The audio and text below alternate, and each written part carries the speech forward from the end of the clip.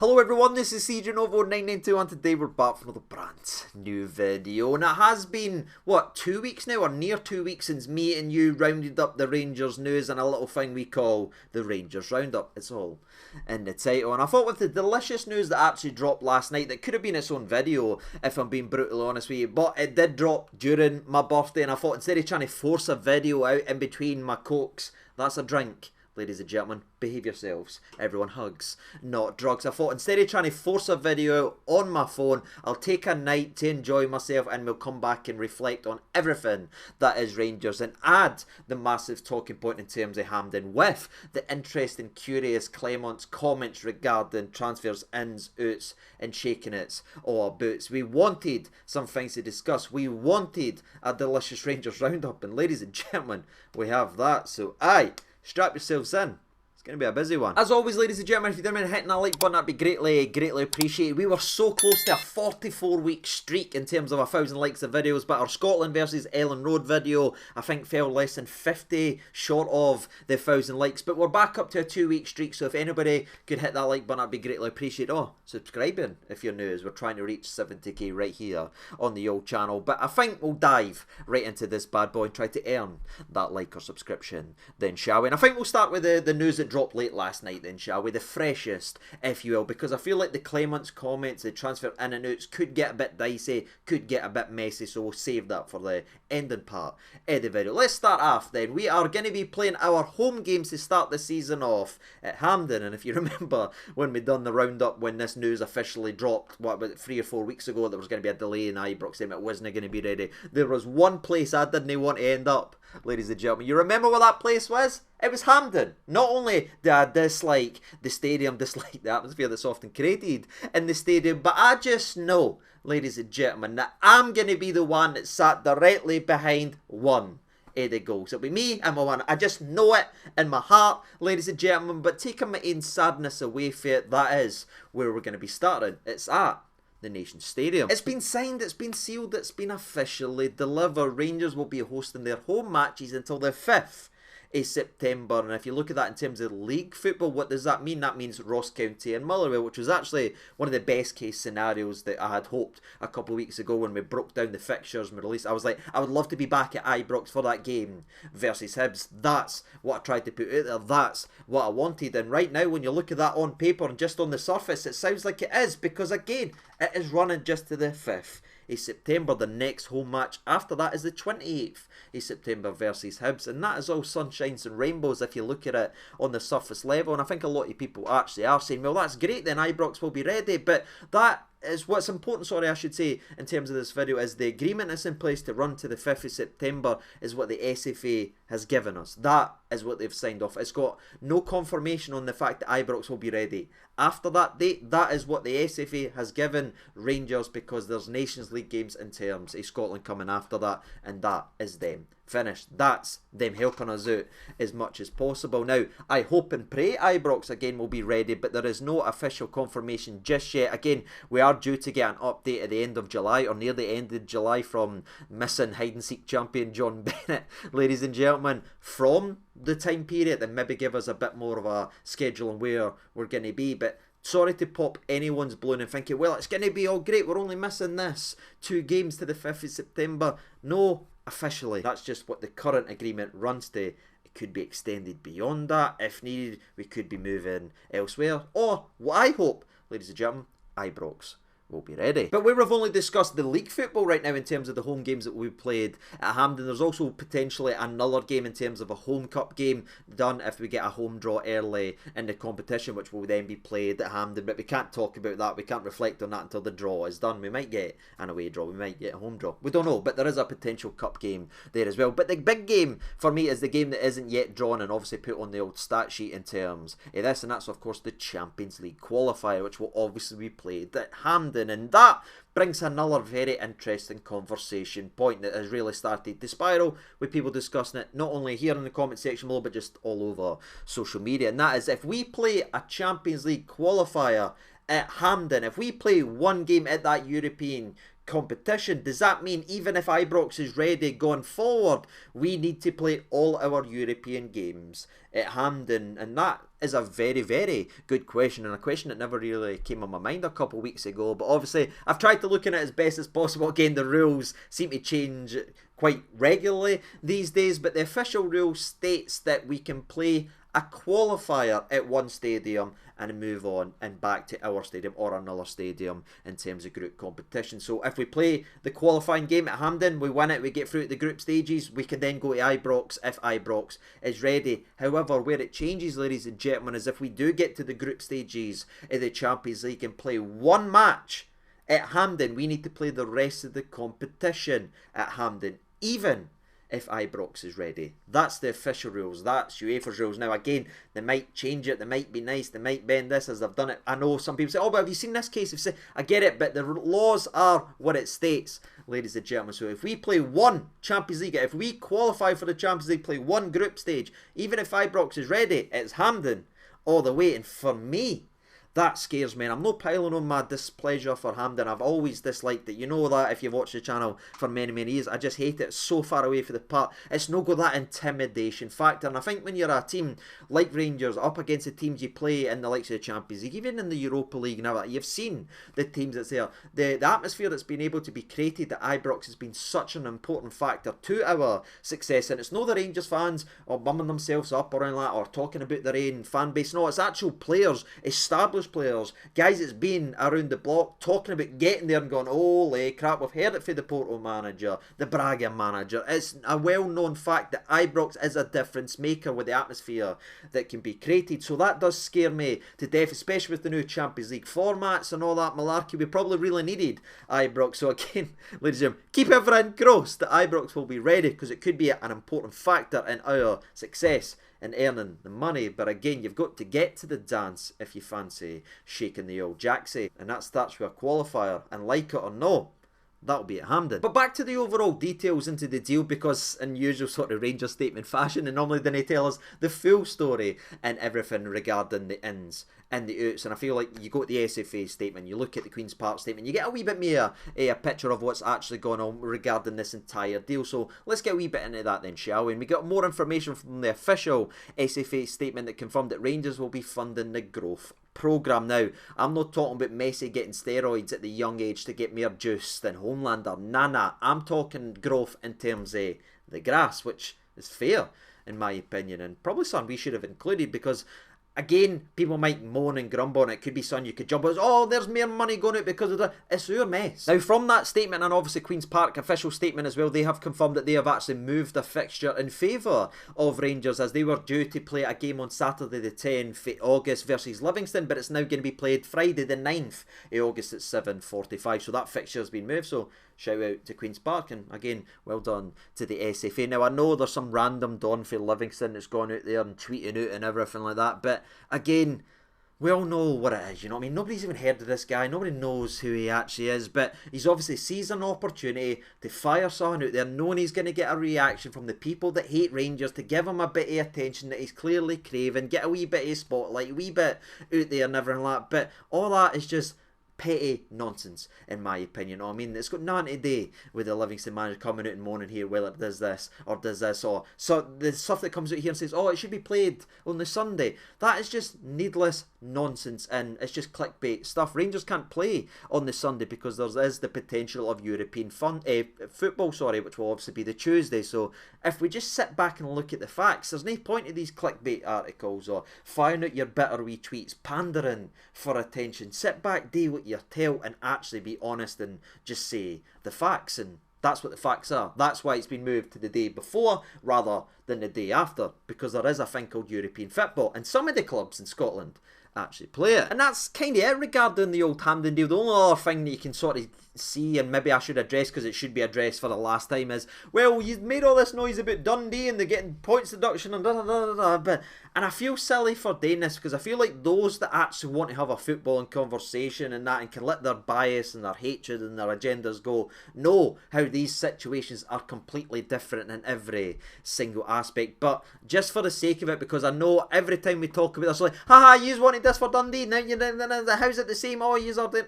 let's just be honest, ladies and gentlemen, letting an entire footballing pyramid know 3 months, 2 months, whatever it is, in advance that Ibrox won't be ready, letting them know as soon as they know and making plans around it so everybody still gets the same money, everyone still gets travelling, no supporters are put out of pocket is slightly different than cancelling games 5 times throughout an entire season with an hour to go after fans have already spent money travelling from different areas, different countries, paying for travel, paying for accommodation. So for those that are trying to say it's the exact same as the Dundee situation, have a day off for your hatred. Just do this, because you'll feel so free for your Rangers hatred. You might just enjoy your life a little bit more. It's completely different. You know what I mean? And Rangers have done the right thing regarding this. Dundee obviously done several things wrong. That's why they were fined on the occasion. And everyone trying to herald in Dundee is this, Dundee that. Dundee's also moving their games. Do you know what I mean? They're playing at Beacon through the first 2 games, the league season, or the cup games, I should say, because their home ground isn't actual ready. You know what I mean? So let's just look at all the facts instead of just going tunnel vision with Rangers hatred. Just let's be adults here. You know what I mean? Completely different situations. And for me, it's probably the last time I mention the Dundee thing, but aye, that's how I feel about all of this. I'm not happy it's a Hampden, but you know what I mean? It's the best of probably the bad solutions that were actually there. If Murrayfield wasn't available, if reversing the fixtures wasn't available, if this is the best that we could have got, fair enough. All I can hope, ladies and gentlemen, is by the time September 5th ends up coming, Ibrox is available and ready so we can really kick on our season. Get the players, get the new players, get the group of players that we've currently got in the dressing room feeling that Ibrox atmosphere that is completely different from anywhere else. That's what I can hope. But again, maybe, just maybe, we'll be sitting here talking about where do we go next, or if there's going to be an agreement extension, or if we're going to do this, if it's still not ready. But until I actually officially know, which we should know at the end of this month regarding John Bennett, there's no point getting into speculation in October, November, December, or anything like that. Let's not get lost in the WhatsApp rumours. Let's wait for the facts to come out, and that's what we know. Till September the 5th, we're at Hampden, and then hopefully we're back home. All I'm going to say is I've never seen this before, truly. I've never seen an entire football club move their home games to try and get the best out of a player. We've done all we can for Scott Wright. The rest is up to him. Moving on to the next talking point, and that's of course going to be Clement, the transfer ins and the outs, and the post-match interview that he had that set the entire Rangers fan base on fire. Now, if you don't know, after Ajax, I'm sure you've probably heard or seen in somebody else talking about it. Clement came out and kind of talked about his expectations that have changed, or maybe they weren't what they were when he was given the job in terms of what he's able to do with recruitment, everything like that. He now needs to sell before he brings in, etc, etc. I mean, he came out and said that all started to blow up, you know what I mean? But I didn't jump on the actual clickbait, and I didn't want to jump out right, because I wanted to see what would actually happen, you know what I mean? Now he said that, we've got a manager speaking the truth and talking to the board and echoing the fans' feelings in terms of expectations not getting met and maybe people not doing their job to the fullest ability. Again, I'm not saying that's what Clement was trying to say or anything like that, but that's what we read from his comments. That's what the fans heard. We finally heard our voice be echoed and spoke in terms of an interview, and everybody absolutely love it. But I just wanted to be patient just to see what would happen, to see if, aye, right, he was back, then we got a wee bit of money spent. Did the board feel pressure to then go and get him someday, or would he be pulled back in, and would some of these journalists and paper guys and everything like that be pulled back in and told to clarify and sing songs and rainbows, and was Clement going to get a wee slap and the rest? And unfortunately, ladies and gentlemen, I felt like it was a little bit of the latter, as Clement then came out a couple of days later and started to clarify his comments. Now, if I'm honest, I did actually really enjoy his interview that he'd done with Rangers TV. He talked about a lot of stuff and really opened the door, I thought, and was very interested, talking about his mind when he was a young manager and everything, to where he is now. He's a bit more experienced, he's known where it is, he's no panicking, he's no doing that, explaining the Euros and how that delays transfers and delays agents because they're busy with this and this. I liked hearing that, you know what I mean? I didn't know that stuff, so being able to hear it is great. And then he obviously kind of went back on his comments a little bit and clarified how he feels, and he feels like there will be signings, etc, etc. So I am a little bit disappointed that maybe the board did pull on a leash. That's just how I looked into it, at least. But again, Clement's still out there fighting for us, and for me, I'd rather have a manager doing that. But my opinion on it, and again, this is my opinion, I'm not talking for Clement or anything like that, I do feel like the board has let Phil Clement down in terms of the recruitment, in terms of getting people out the door. But that's nothing new, ladies and gentlemen. You know what I mean? That's why I struggle to really fire out a video and be acting surprised and all that Rangers manager's not getting back. Yeah, I know. I've been here. I've seen it. I mean, Gerrard, after he won 55, ladies and gentlemen, pretty much came out and said, fix the roof before it starts leaking. You know what I mean? And then when he did leave the way he did, it was obviously sour on him. He then done an interview with, I think it was Jamie Carragher, and he talked about just no getting it for the board, no feeling like they were backing him and all that, so he felt like he was trapped, and that's why he ended up moving on. We then had Gio coming in, taking us to a European final, qualifying us for the Champions League, getting us that money, record sales for Bassey, record sale for Patterson, and what does he get? Some biscuits, you know what I mean? He wanted the likes of Xavi Simons, Joey Veerman, we gave him James Sands on loan. That's what the board actually gave him, you know what I mean? It's probably the biggest indictment of maybe where the inexperienced board or the board not doing their job properly is. The only manager that really gave money to actually spend isn't Gerrard, wasn't Gio, hasn't been Clement so far.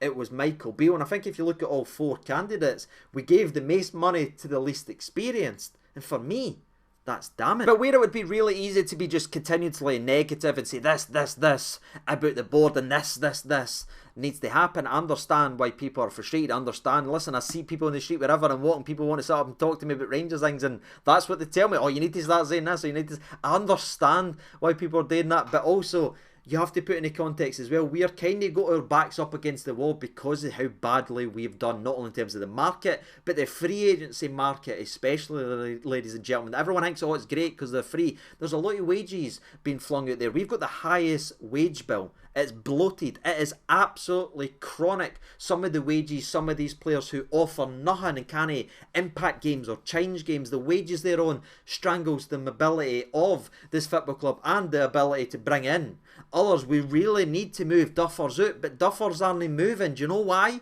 ladies and gentlemen? Because no clubs want to pay them. So why would the player leave to go and get flung out the door or all that and earn less money? Again, it's a business. As much as we hate it, players won't just force their way out. Even if we accept the bid for £1, we should just sell this guy for £1, just get him off the wage bill. Aye, we could accept for £1, ladies and gentlemen. We then need the player to take less wages to move on, and they're just no going anywhere. So I do have real sympathies for Phil Clement because he is in a bad situation where the club actually is. There's so many high earners that are either past it or can't impact games or shouldn't have been given the contract is, but there's simply no moving on.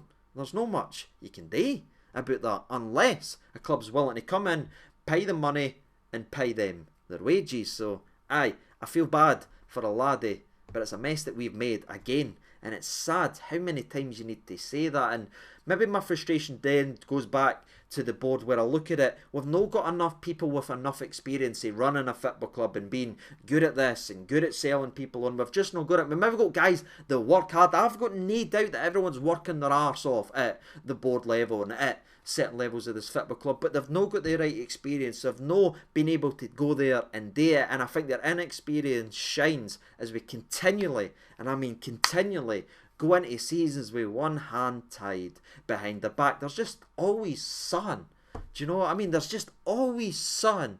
And that's what frustrates me. I would love to get a CEO into this football club with experience that's been there and done it, that can start tidying the ship up and saying, go and shut up, go and sit out there and look at stats on a laptop or something like that. You know what I mean? Let me do my job. We need to fix this CEO position. We can't let John Bennett absorb that position long term and continue to do it. We need a genuine experienced CEO, and we need to start tidying up this mess. But where I'm sort of talking as a fan, it's seen as gone year upon year upon year, and managers let down, and managers getting fired, managers this. I really like Clement. There's just something about him. Do you know how even when Beale was doing well, we really liked it and we loved it, we all enjoyed it, but if we're all truthful ourselves, there was a wee niggling thing at the back of your head talking about the way he left QPR and that, and it was a little bit iffy sometimes. We all loved it, we would sing the songs, we would do what we need to do, but it was just that little voice. Well, I've got that little voice, ladies and gentlemen, that says he's the right one. So I really back Clement. I don't know if we went into the season with the squad that we have got now, do I think we're capable of winning what we want to win? Probably no, because there's just too many beat down by past failures, too many mistakes. The defence isn't good enough. But again, there is still time in the transfer window, and I do believe there will be certain players leaving the football club very, very shortly that will help the football club, that will free up some wages, that will be able to make us go ahead and sign this guy and sign this guy. I do actually believe we'll do that. So I think where we sit right now with our frustrations are valid. But I do feel like over the next couple of weeks we'll see certain individuals leave for whatever money they leave for. It'll be undisclosed as always. But it's the wages off, ladies and gentlemen, which is going to be absolutely massive for us in the financial fair play. Now, I know financial fair play doesn't really matter if you're called Man City, but it is sort of a thing in football these days. And yeah, we need to start balancing the books and get people off skate if we want to bring people in. But that's not a surprise, ladies and gentlemen. All I will say is, I think people will be leaving very, very shortly that should kick something into gear. I can't guarantee what the players are they're going to be in. I can never guarantee they're going to be successes. I'm just a fan like you. But I'm expecting things to happen very, very shortly. And I can only hope that's the domino that falls, that trickles everything else into place. And we can all start getting positive and excited about the season. Because I think, again, if we look at the team now and the defence the way it is and everything the way it is, there's no much excitement about it, and that's a shame, ladies and gentlemen, because I love having a laugh with you, I love being positive, I love doing our wee silly jokes, I love jumping about the chair and falling and everything to try and make you laugh. I really do, but I see in the comment section you're really disappointed, you aren't looking forward to the season, so hopefully that changes and I can start bringing you some good news. But that's how I feel, ladies and gentlemen. I really, really like Clement. I want him to be backed. I understand why he can't be backed. But again, why he can't be backed is because of the inexperience and mistakes we continually make. So I think if we fix this, that gets changed, and then the manager can be happy, and then that means we can be happy. So, don't know if this video is making any sense, but that's how I feel, ladies and gentlemen, and that's it for this week's Rangers Roundup. What about you? There's a lot of talking points, maybe too many, if you will, but I'd love to know your thoughts and opinions in terms of this week's Rangers Roundup. How do you feel about the transfer strategy? How do you feel about Clement's comments? Maybe the backtracking that's starting to go on. Is that the board pulling on some leashes? Is that the board protecting themselves? Or is the board's time starting to run out? So then, I've been CJ over 92. Thank you so much for watching. All the best, and bye-bye.